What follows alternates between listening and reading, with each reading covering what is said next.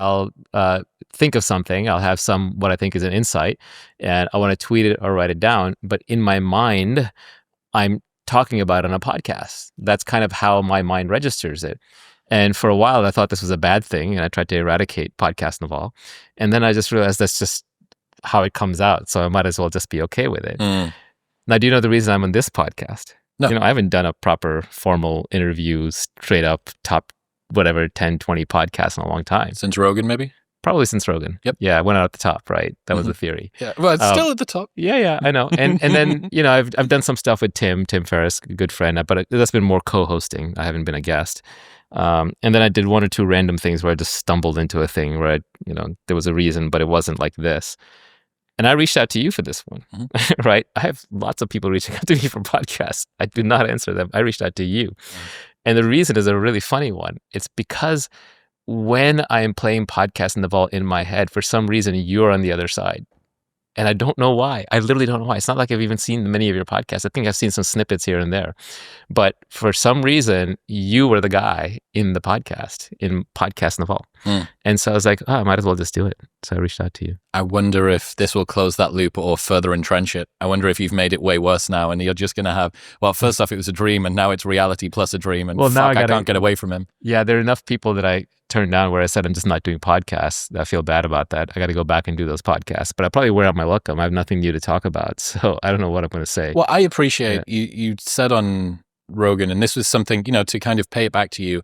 I had a 5-headed Mount Rushmore of guests before I started this show. And it was Jordan Peterson, Sam Harris, Alain de Botton from the School of Life, you and Rogan. And that was my hydra of a Mount Rushmore.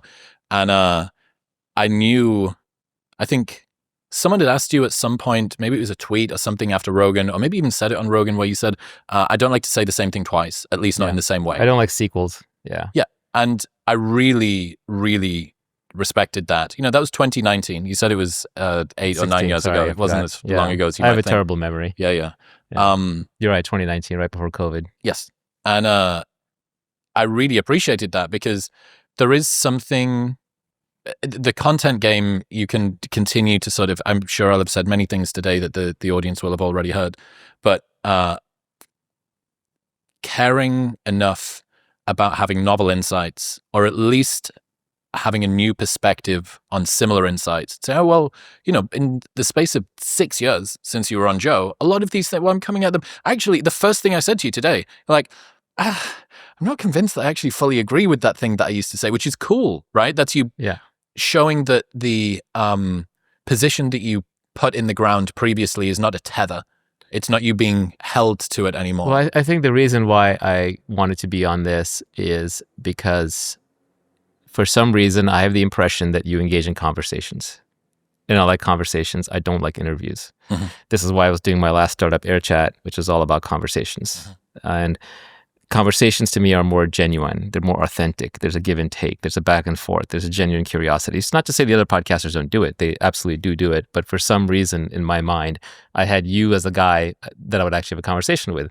And sure enough, you just read me your essay, which I don't think anybody else would really do, right? That implies there's a give and take. There's a genuine curiosity. And I think that's useful because then certain inexplicit knowledge that I had will be surfaced for myself. And I think that's helpful. Well, you're seeing, to kind of break the fourth wall a bit, you're seeing very much of some of the gateway drug insights that you had that you just don't get to choose. I'm aware that you kind of have an anti-guru sentiment in you, like a very strong, don't listen to me. I don't know what I'm doing. Yeah, it's a trap. No, guru's a trap. Do not follow me. Do not bow to me. Do not do any of the other things to me.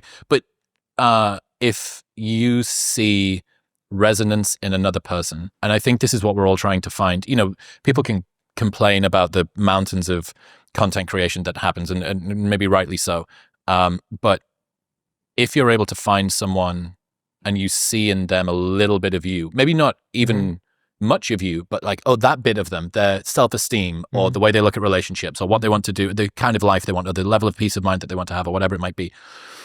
If you find in somebody else a little bit of that, it's kind of like what you were saying before. You can no longer be unconvinced of that, and it steps in and becomes a part of you. And you're maybe seeing reflected back to you some this sort of percolated, very meandering insight from however long ago that something's happened. And maybe in, 5 years' time, you'll be like, that thing that you said about the lessons of the blah, blah, blah, blah, blah. And then, I don't know, it's cool. That's like synthesis, right? It's this sort of blending of... The reason I spend a lot of time in San Francisco is because it's a gravitational attractor for the smartest people in the world.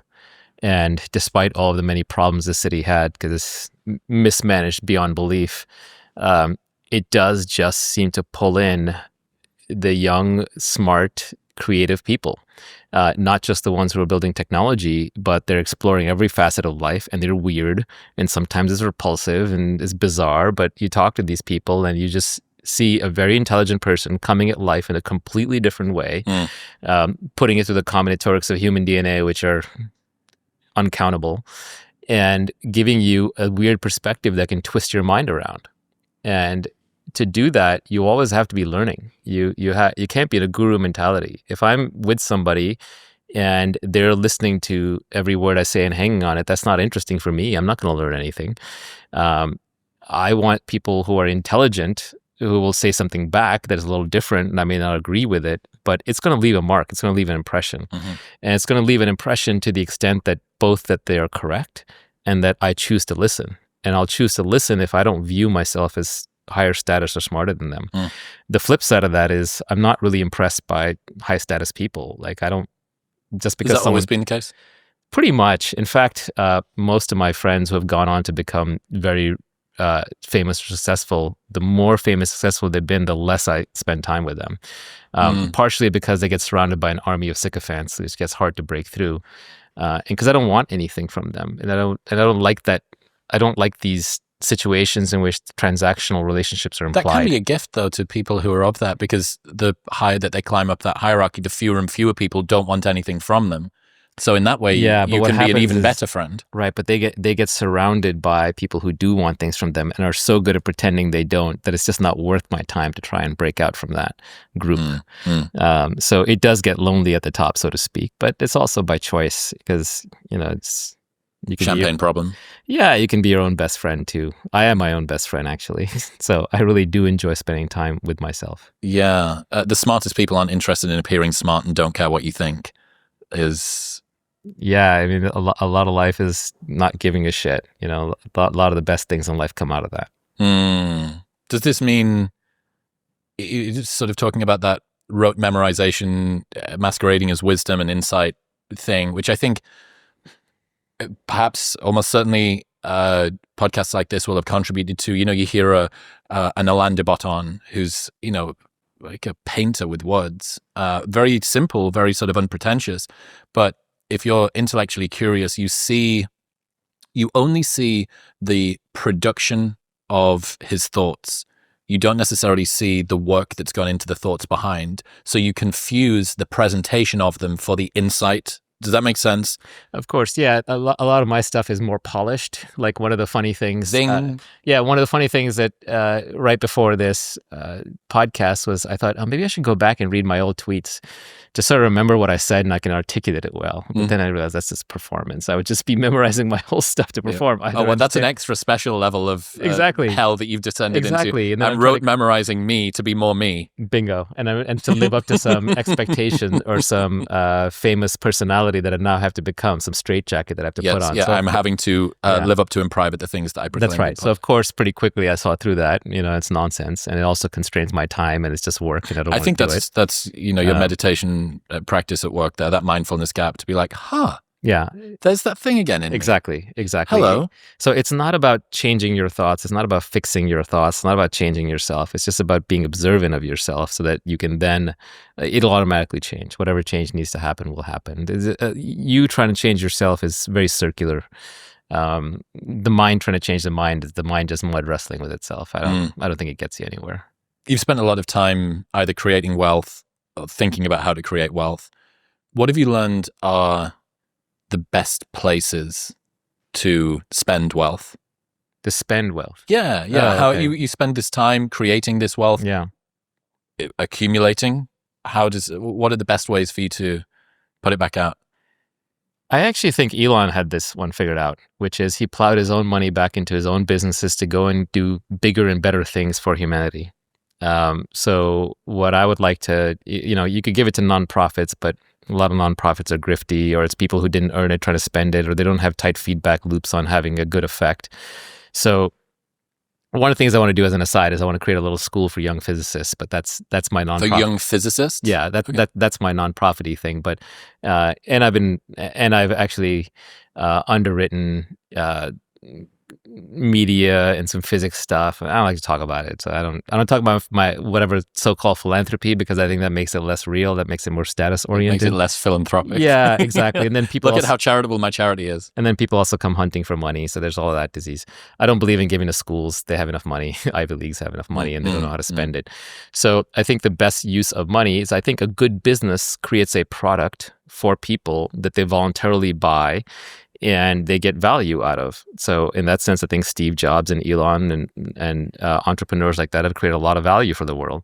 So one of the things I can do is I can take my own money and I can invest it in myself to go and build the next great thing that I think needs to exist. And that's basically what I'm doing right now. I'm doing a new business. I'm self-funding it. I'm plowing a lot of money into it. I'm going to build something that I think is beautiful, that I want to see exist. I really want to see it exist. Have you spoken about this yet, or is it still dark mode? It's so early. Maybe I'll show it to you in a few months. Cool. Hopefully 6 months. And I'm excited about it, and that's a good use of money. What about the worst places to spend wealth? What is the old line? If it flies, floats, or fornicates? Very nice way to change the final F. Very impressive. Yeah. That's the way I heard it. Okay. I can't take credit for it. I'm pretty sure it's Fox, but yeah. So. Yeah. I think that was, maybe it was Felix Dennis. Okay. Who had that quote. Yeah. Yeah, he said, if it flies, floats, or fornicates, rent it. I think the last one was a little too...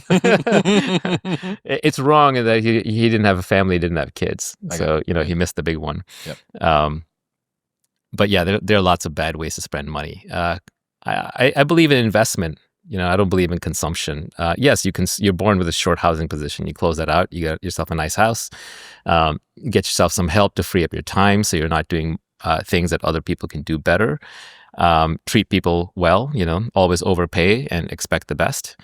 Pay them like they're the best and then expect the best. But overall, I think a good use of money is to take risks and build things and do things that other people can't do. Align it with your own unique talents so you can keep delivering to the world. I'm not going to sit idle. I'm not going to retire. That's a waste of whatever time I have left on this earth. And if I'm doing something I enjoy, then I'm already in perpetual retirement. Because work is just a set of things you want to do that you have to do that you don't want to do. So if you want to do it, it's not work. And so there are things that I want to do, don't feel like work. I can put money behind them, and I can use that to instantiate them into reality.